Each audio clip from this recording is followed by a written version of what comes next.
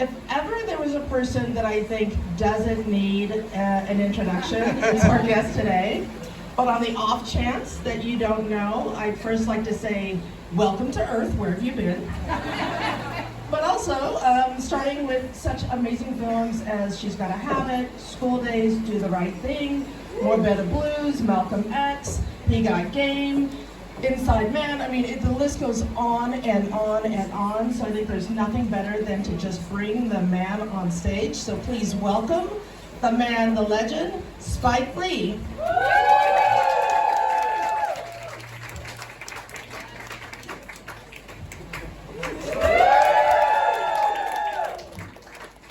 Welcome, have a seat. Thank you. Okay, so how many of you were lucky enough to see the film last night? Oh, yeah, okay. I mean, that was the hot ticket. So, go Knicks. So we can get that right off the top. Just go Knicks. And down with Indiana, primarily. Who's from that state? Indiana? Indiana. Ah, good. I was like, don't I'm identify. gonna ask you, you gotta go out, get out of here, leave here, and get going to rain. That's retro rain. If you must fess up. Somebody here in Indianapolis. Nobody? Where are you from? You wrote. Where? Were you born here? Oh. No, I said, who's from? Oh, I was like, girl, don't Now, we're good now. identify. Nobody here from the state of... I can't even say it. Brother. Oh, I got another one.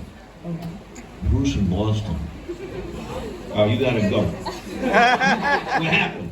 I can't believe anybody would raise their hand to that. Oh, no. Who's wearing green? Who's wearing green? No one. You're wearing That's all not great. turned Sit down. blue. All right, who's a leprechaun in here? Who's a leprechaun? All right. It's just becoming a We brawl got that now. out of the way. And you know Boston sucks. Alright, Okay. cinema, not too much cinema. We had to get out the way though. I mean, nothing goes before that. So last night, you had the experience that filmmakers dream about.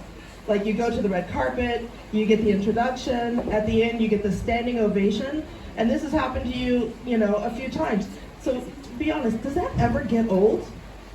No. I mean, what does it feel like? Whoa, ask me that question again. So you had the whole this is- experience. Does it ever get old? Is the Pope Catholic? Did the Pope go to Villanova?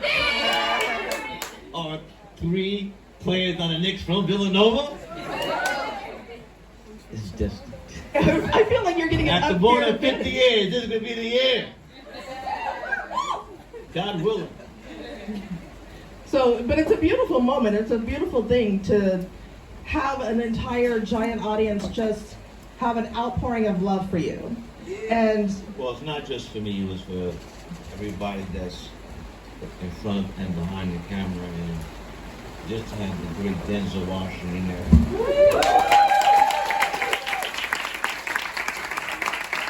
And Terry did the sneak attack. yeah, Denzel did not know that award was coming. I mean, he was really, really touched. I mean, that he was really, really touched and grateful. And then that clip, Oh my God, they so did great. that like a day, I heard. Okay, so those I of was you who sitting don't next to know, Denzel, he was saying the lines that he was watching on the screen, but that was amazing. if you don't know, he got an honorary Palme d'Or from the president of the Really? festival, which is beautiful. Really not clapping, it's from Boston. And they included This can continue.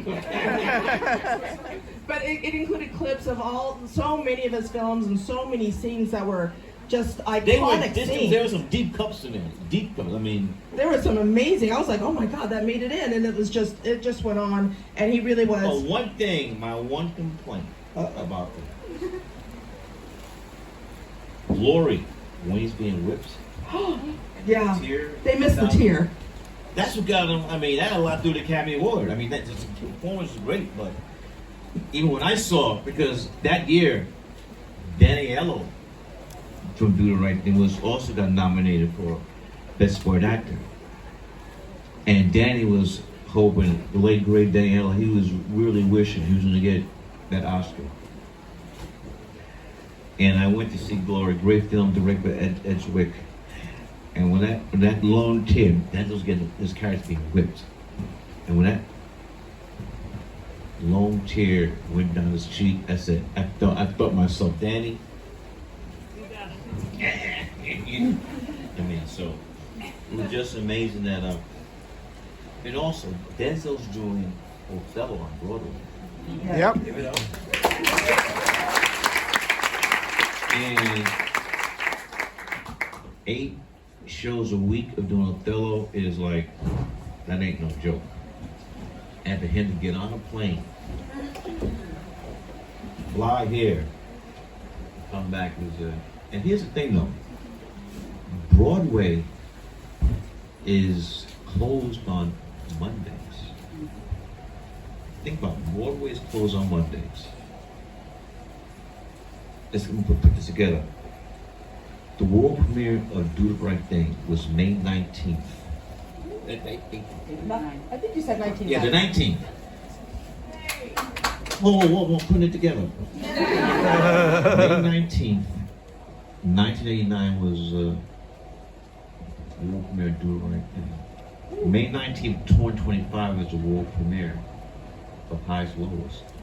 May 9th, yesterday was May 19th, but yesterday was Malcolm X's 100th birthday. So all these things lined up. I'm telling you, Denzel has said, he's not gonna miss one show on Broadway. So, how is it that yesterday is the Monday? Yeah. So it's, what do you want to call it, numerology, whatever. Things line up. That's And a beautiful. And being Malcolm's birthday too, and Denzel played. I mean, he was Malcolm. He didn't play, he was Malcolm. So a lot of, whatever you want to call it, came together on this. I can't believe you forgot my birthday. That correct? Oh yeah, I just met you. It was my birthday too yesterday. But, You know? I didn't get quite the My bad. You did tell me. You did tell me. So let's talk about that, because for somebody to do that, not only is it because it's such a great role, it's can and all that, but it really is because of love of you in your working relationship, and how much it means for you all to bring these things to life. And obviously, this is the 5th film that they've done together. Oh wait, in order.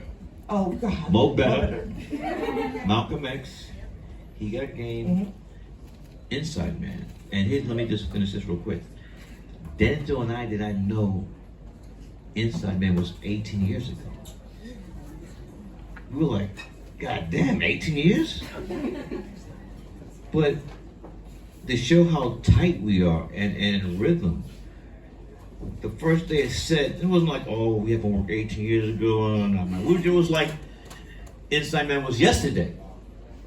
Even though we had not worked 18 years, and we've seen each other, you know. Here's the thing. Denzel has season tickets to the Los Angeles Lakers. So when the Knicks are in LA, when the schedule comes out, I'm looking where the Knicks are going to be in LA, because Denzel, I need your son, I'm coming. And then sometimes, if he's in New York, he sits me when the Lakers are at the Garden. So we have a relationship where we're tight, but we don't hang out. But when together, it's like, you know, some relationship you have to be in each other's face all the time. So but you're still cool. You know, that's our relationship. I mean, And then also our families are very close too over the years. well, it feels like a family. Like, you don't have to be there every day, but when you're there, you're still you're those Come on now, come on. Those ties always come back and come out. And what I really loved is that I saw such a beautiful correlation with the film, because, you know, the plot of the film is really intriguing, and I'm going to really talk around it because you all, if you haven't seen it, you have to go. So I'm not going to blow anything. Who doesn't know who Akira Kurosawa is? Don't raise your hand. And if you do, you're from Indiana or Boston. Wow. But honestly, what I thought was so really amazing underneath And that I want to film. hear that Larry Bird is better than Michael Jordan. Oh, okay. No, Larry Bird's a great player. And we even mentioned him in the film. You do. We give him love. Great player. But so what I really loved about the film, though, is that there's this underlying current of who is your ride or die. Like, there is a husband and a wife, and they are tight, and she has been with them when the struggle was still real. Ilfanesh. Who's amazing, so good. So good. Beautiful and strong and just magnetic.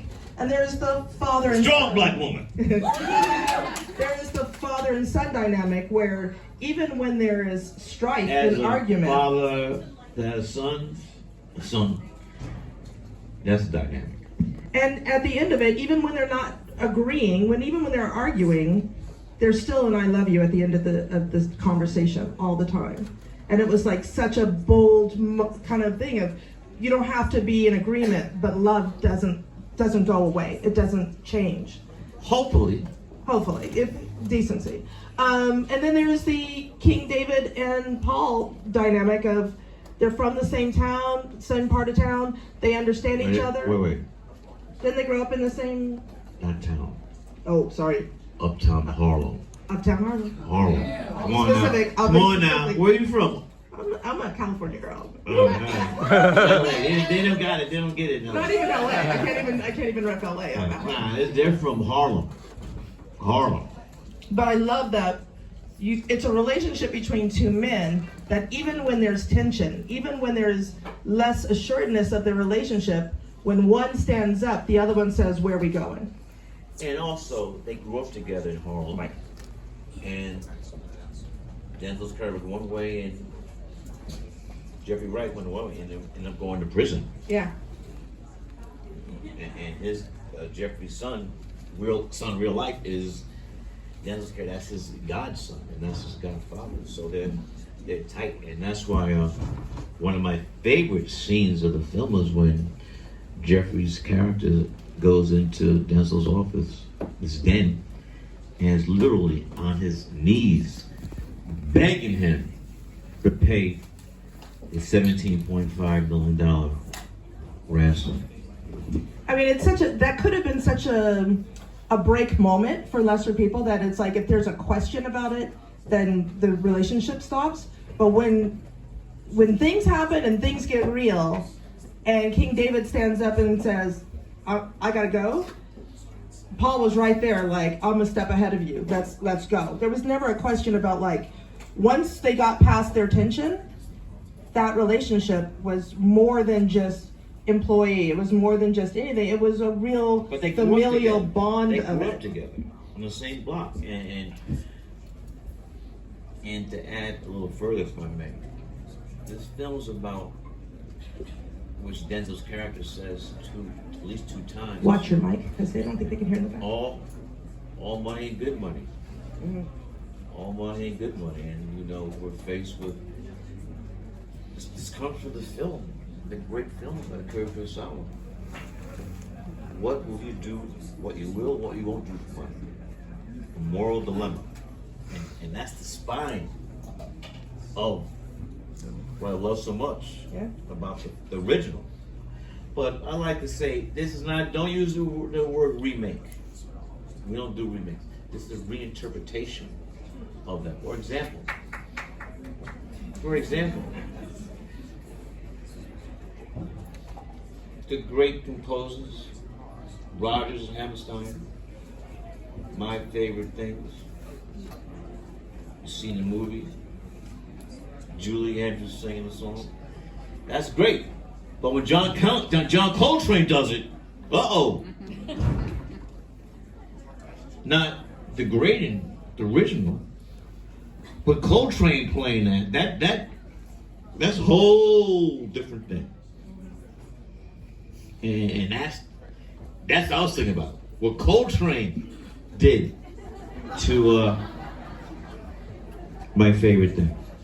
Well, okay, so then that makes me wonder something then, because I read the cover story in the Hollywood Reporter, and it said some of the things that you just couldn't do. One of is see your films remade, which I'm going to say, does that include reimagined?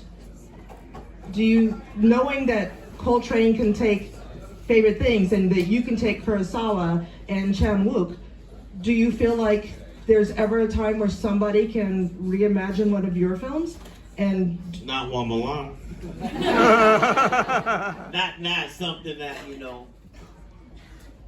But I do think that the studios that I've done the films for, that they will at least come to me first and ask permission or rights or something. I think I think there are no wrong answers here, because at first you think, well, why not? If you can do Kurosawa, couldn't somebody do Spike Lee? But I mean, there are also they get the rights and nothing I can do about it, you know. I don't know anybody who, if you were like, don't ever, would want to be the person to step on that. I don't know that it's We shall see what we shall see. Yeah, be forewarned, because I think that's karma. That's just my opinion, but I think that's karma. So back to the award given to Denzel for a second. In the speech that the president gave, he kind of alluded to the fact that you had a lot to do with it, and that of bringing him there, and they could give this award. You obviously were in on it. What was the thought behind that? On the award, on the honorary Palme d'Or. Well, I found out about it, but this was it was a secret. You know, this was on the low, and Denzel, we knew it was coming, but whether he was going to stay for the film or not, that was the thing that was up in the air. But I can't speak for him, but he was really moved by the love he got. I mean, he's been in this game a long time, and I said before, earlier, this industry is no joke, and it could be unforgiving. But Kerry this is all his. I mean, that's my brother. He knew what to do, and that clip, which showed a small part of his filmography, was so powerfully put together. I mean, he was, I was sitting next to him, and he was saying the dialogue for films was like way in the way back. And that was a great show of love for Terry giving the award last night. And very, very appreciative. You I must. asked him, "Are you gonna put that between your two Oscars on the show?" I mean, yeah. But you must be really proud that so many of those iconic moments, so many of those that are in the clip are your films. Like, you can say, I helped do this. No, it's not about me. It was about Denzel. It was about him.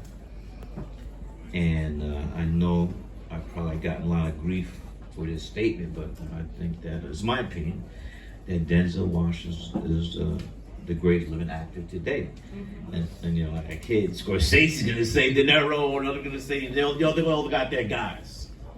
And Mr. Kurosawa, after people said it was Toshiro Mifune. So those just are opinions, and I don't really like to get in those debates.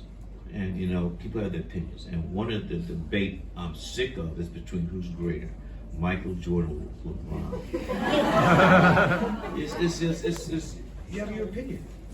And what's really crazy is that people are talking about this, and they weren't even born when Michael Jordan played. So that whole discussion of who's the GOAT, I think is a waste of time. I got my opinion. Only one was born in Brooklyn. So one of the things that I really loved within the film was King David's life in his penthouse.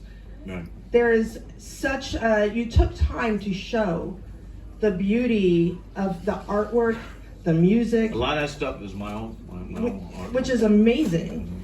And we made copies of it for them. You didn't want you didn't want the crew walking by your Basquiat. Well, I mean, it's such a beautiful thing about how the richness of his life and how it kind of encompasses. If you could buy a Basquiat, you got money. Well, here's the thing though, because you reference Basquiat in the film, and then and I read that like one of those was yours, but you also are a man who loves art, who loves music, who photography, and all of these kind of mediums swirl around within you and around you, and you talk about Basquiat, but I always imagine your life more as a Romare Bearden, like all of these. I have beards. I gotta come to your My house. wife and I have beards. Well, but I mean. Ilfinish's character, she's on the board of the Studio Museum. So I mean, this is a type of I might call it black excellence. So they're able to buy Gordon Parks, sure, Romare Bearden, Basquiat, and you see that reflected that this is they have money, but they're buying art, and they're on the museum, and it's on the board and stuff like that. So I wanted to reflect that. and We did reflect that. I mean, beautifully. And it seems like, when you look at the collage of somebody's life, like you have the different mediums all kind of coming together and layering onto each other. So can you talk a little bit about how art and music and film and photography and all these things inspire and influence your creativity? What does it do for a person to be deeply entrenched in that art? Well, I can only speak for myself, but it's inspiring when in my office or at home I'm surrounded by great artists and people who I love and respect, and some people I know. There's a famous picture of the after party that She's Gonna Have It. You can look it up. It's Andy Warhol, and I'm standing next to Basquiat and Fab Five Freddy. And my late brother, went to art design at high school with Basquiat. So that's the only time I met him, and he didn't live that much longer than that. But it's inspiring just to and to see. And then I got I was telling someone today on my wall, my most prized things is a signed breakfast poster, original, a giant poster signed by Godard and Jean Belmondo. I mean, like, so, and I got this big, giant flag, ANC, African National Congress, signed to me by Winnie and Nelson Mandela. So when people come to my office, the first thing they say is like, this is a museum. And it is. I think it's, you know, one of those things. I got it. Well, you can look it up. You can see on my Instagram, official SpikeLee. It's so funny. I mean, you might learn something. I'm a professor. 10th professor of film at NYU by Film School. Ernest Dickerson and Ang Lee, we were all in the same class, and Jim Jarmusch was 2 years ahead of us. But if you might see a funny story, me and Prince there's another example, we didn't see each other, but we were together, Prince and I were like this, and when I say, Prince, I need to get a guitar, he looked at me like I had 2 heads and 6 legs, and a year later, UPS pulls up on my house with a big case, big box. I open the box, it's a guitar case. And I open up, you can look it up on my Prince's white guitar. A year later. So that, I mean, I can't be forever just talk about that. But even as a child, I was a collector. I collected baseball cards. And growing up then, no one knew the money that baseball cards would bring. Baseball cards, we were flipping them, we would put on the bike so you get to sound like a motorcycle. Then our mothers would throw our baseball cards out. Mothers did a lot then. They threw out our Marvel comic books. Spider-Man 1. The Fantastic Four, Daredevil, just threw them out. How much money those things are worth now? But nobody knew. Nobody knew. You never know the value of something like that until later. But on behalf of all mothers, if you all had put them away correctly. And she took me to see Goldfinger. And so she would always drag me to the theater or plays, whatever. And she would go to and no filming this. Stop. No filming this. Everybody, please respect that. No filming.